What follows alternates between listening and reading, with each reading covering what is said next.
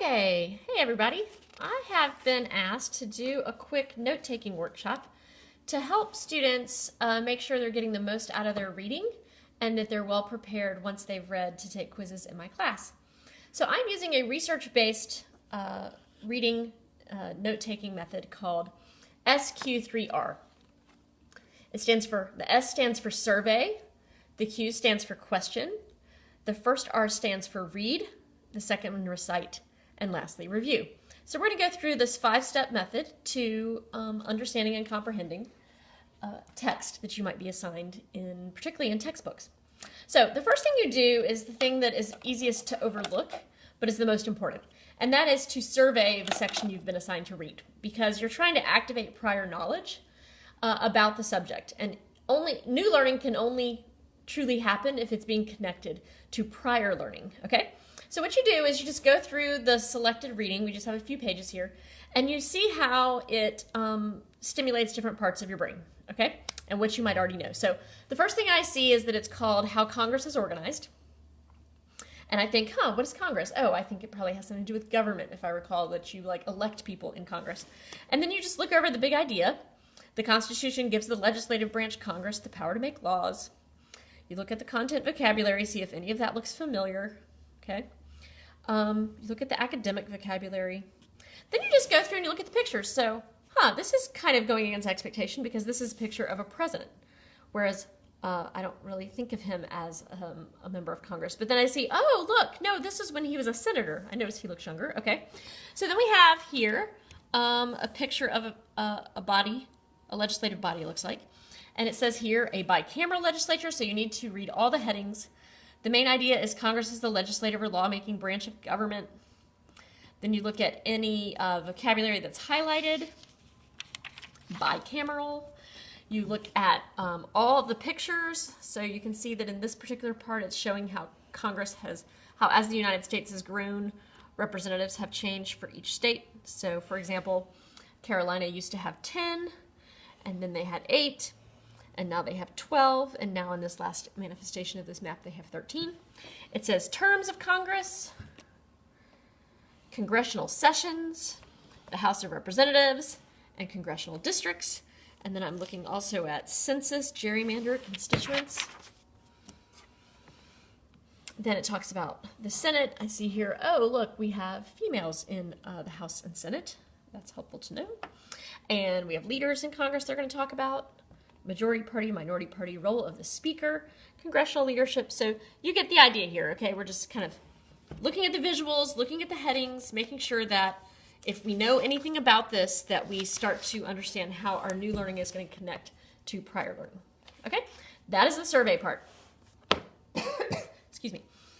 The next part is to take our paper and to start the question. Okay, so the next part of survey, SQ3R as this method is called, is question. Okay? So the way that you start posing questions is you take your paper like this, and you're going to divide it into 2 columns. Okay? And you're going to put the page numbers. So this is pages 179 to 182. And you are going to start turning the headings into questions. So instead of how Congress is organized, your main question is going to be, how is Congress organized? Okay? That is the main topic of this reading selection. Okay? And then you're going to go turn each heading into a question. So the first question I have here in the reading is bicameral legislature. I'm going to put that into a question. I'm going to put, what is a bicameral legislature? All right, one thing you need to know about your questions here is they need to not be able to be answered in 5 words or less. They need to be descriptive. So maybe this isn't descriptive enough. What is a bicameral legislature could probably be answered in 5 words, I suppose. Even 3, a 2-house legislative body, or 2-house. Anyway, you get the point. So maybe I should say like this. What is a bicameral legislature like? Okay? If this posing of questions, it's actually pretty important for the research shows, but you could even just put bicameral legislature here. That would be better than nothing because it helps organize this section as being distinct in terms of talking about how Congress is organized. So either way you go about it, it'll work. Okay, so instead of what is a bicameral legislature like, you could also just put your bicameral legislature. All right, then you go over here and you start reading this text for meaning. This is called the read part. Okay, you're just going to read the section and then you're going to figure out how to transform the section into your own words. That's the recite part to answer your question. So let's just read real fast. The framers wanted to establish a congressional voting body, but one of the conflicts at the Constitutional Convention in 1787 concerned state representation.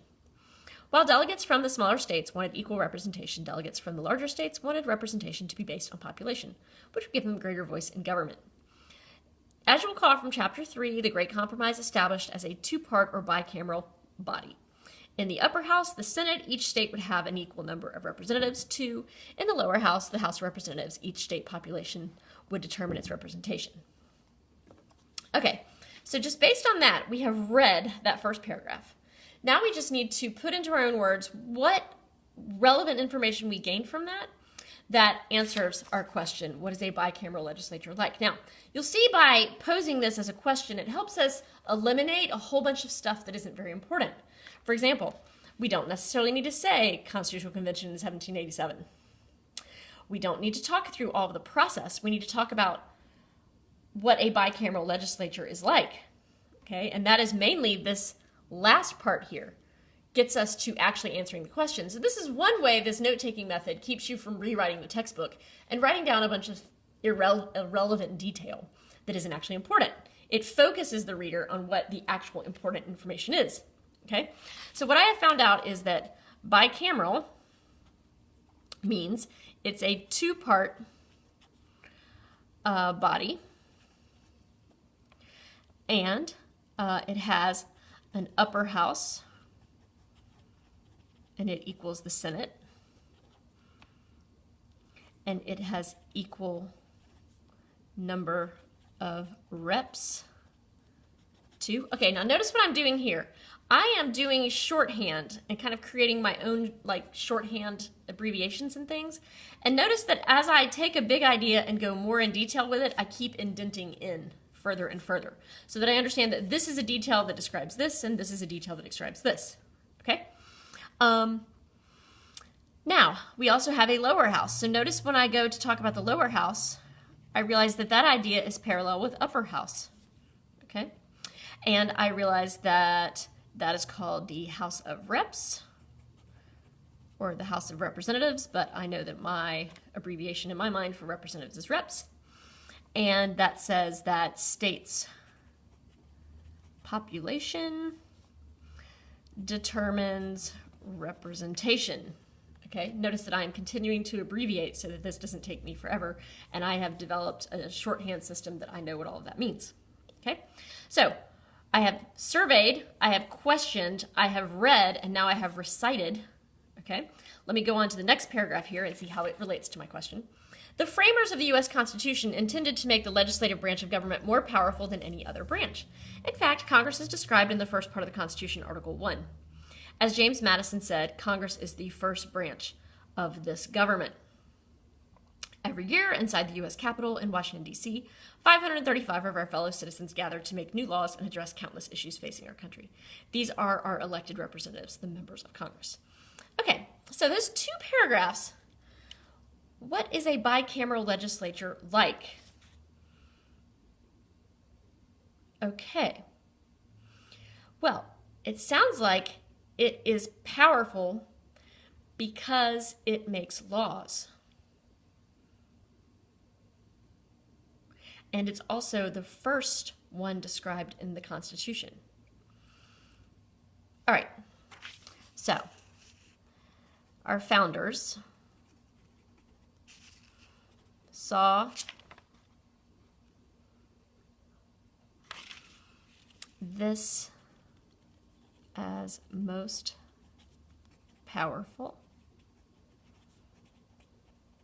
branch because they make laws. Okay?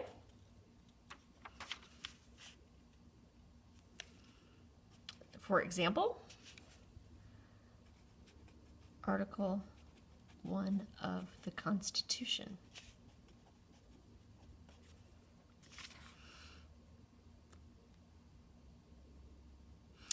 We know that they meet every year, and there are 535 members. I maybe should have abbreviated that in because it's connected to who meets.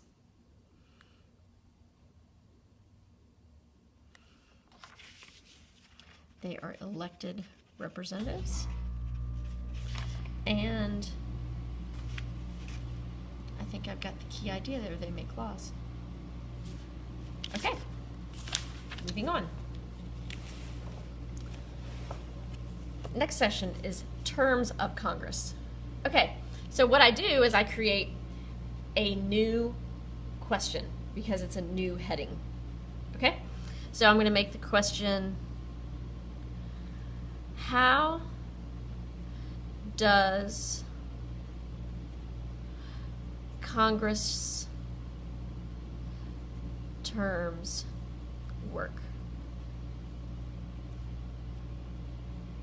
Okay.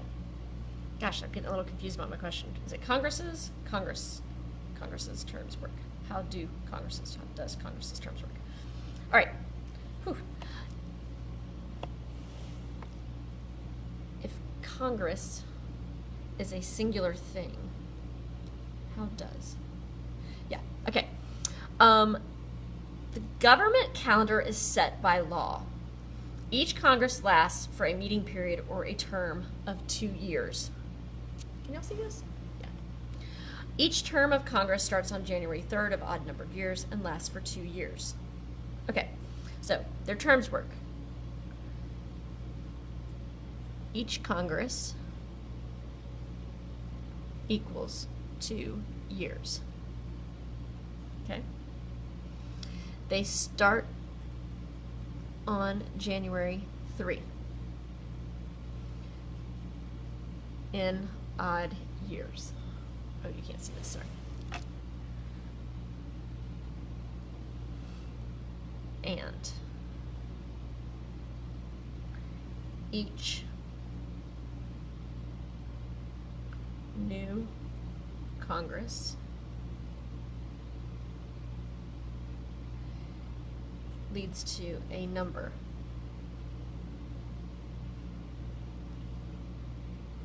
(1789) equaled the first, and 2007 equaled the 110th. Okay? The next information that it tells me is congressional sessions. Okay, so this is helpful. It's telling me that there's a green heading here. So I know this is going to be a significant subset of this. So I need to write congressional sessions. Okay? Each term of Congress is divided into 2 sessions or meetings.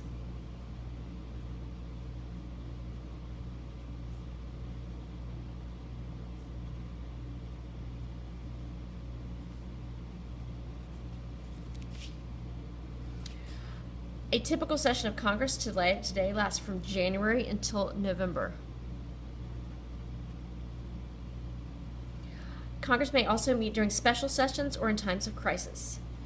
So I should write here, other possible sessions equal special, crisis, and also joint. Okay, now let me show you what the benefit of taking notes this way is that first of all, I've imposed some distinction and hierarchy to my notes, okay? And so I know that the point of this section was how is Congress organized? I know what page numbers it is. I know what the key questions are. What is a bicameral legislature like? How does Congress's terms work? okay? And then I have the main ideas that are related, the secondary and tertiary ideas that are related to this larger idea, okay? And what I usually do then is I go through and before an assessment or a quiz, I've surveyed, I've questioned, I've read, I've recited. Now I'm going to quickly review, okay? And as I review, I highlight things. So this is about Congress. It's about the bicameral legislature. It's a two-part body, upper house, lower house. Founders, most powerful branch seems important because they make laws. They meet every year, 535 members, okay? Then we have Congress's terms, 2 years, January, the idea that we're in the 110th or somewhere after that. Congressional sessions, there are 2 sessions, okay? So as I review, I just decide what are the key words there that I need to focus on more intently, okay?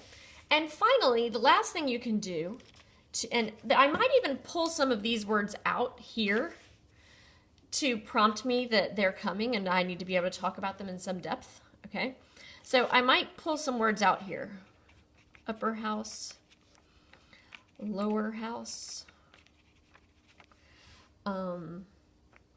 power, every year. Okay, you see what I'm doing there? I'm just kind of pulling some key words out here. Because then what I can do is I can fold my notes like this and study them. Okay? And then when I get stuck and I can't tell myself any more information about that, or I don't have a story to tell about that, I can cheat and peek. And then ideally what I should be able to do over time is just be able to tell an ongoing narrative that connects all of these things together. Okay? So if your notes in the past have just looked like a big laundry list of random items with no hierarchy or division within them, I think these kind of notes will give you a better tool that's actually useful and memorable to help you better prepare for quizzes. Okay? So I hope that this has been helpful in creating for you a note-taking method that will be more useful. I can say that I used this all throughout college at UNC Chapel Hill. I outlined textbook after textbook related to my history major, and this worked like a charm. Okay? I hope it works for you. Thank you for watching.